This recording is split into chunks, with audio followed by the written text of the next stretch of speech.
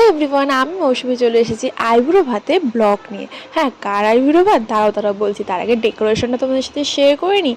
হ্যাঁ, এটা হচ্ছে আমার বোন আর বোনের উঠবি।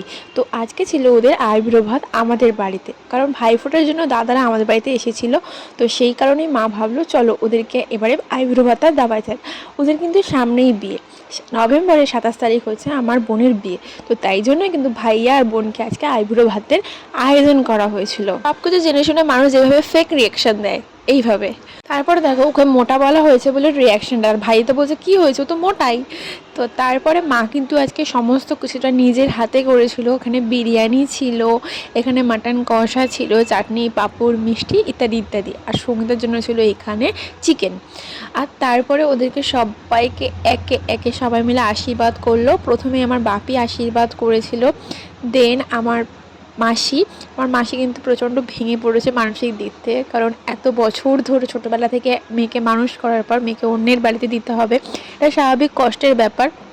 মাসি প্রথম থেকে অনেক কান্নাকাটি করছিল। তো এই হলো আমার মাসি। তারপরেই আশীর্বাদ করেছিল আমার মা কিন্তু আশীর্বাদ করে ভাইয়াদেরকে একটা ট্রফি দিয়েছে গাইস। ওটা ট্রফি না গাইস, ওটা হলো একটা ফুলদানি, যেটা কর্নার সাইডে রাখা যাবে বাড়ির। তো তারপরে আশীর্বাদ করেছিল সুখেন দাদা। আর সুখেন দাদা আশীর্বাদ করার পরে অ্যাট লাস্ট আমি আশীর্বাদ করেছি, কারণ সঙ্গীতার থেকে আমি 1 সপ্তাহ না 21 দিনের বড়, তাই আমিও আশীর্বাদ করেছিলাম সঙ্গীতাকে। আর আমার সবথেকে মেন ভালো লাগার জিনিস কী বলো তো, আমি বড় হয়েছি যেহেতু সবাই আমাকে প্রণাম করবে। ভাইয়া কিন্তু আমার থেকে বয়সে অনেক বড়, কিন্তু সঙ্গীতা আমার থেকে 21 দিনের ছোটো, তো সঙ্গীতেই আমাকে প্রণাম করেছিল।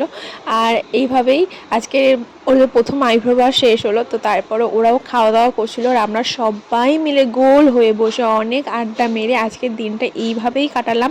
তো খুব তাড়াতাড়ি ওদের বিয়ের ব্লগ, ওদের বিয়ে গেট রেডি উইথ মি সমস্ত কিছু তোমাদের সাথে শেয়ার করবো। তোমরা সমস্ত কিছু দেখতেই পাবে। তো আজকের মতো টাটা।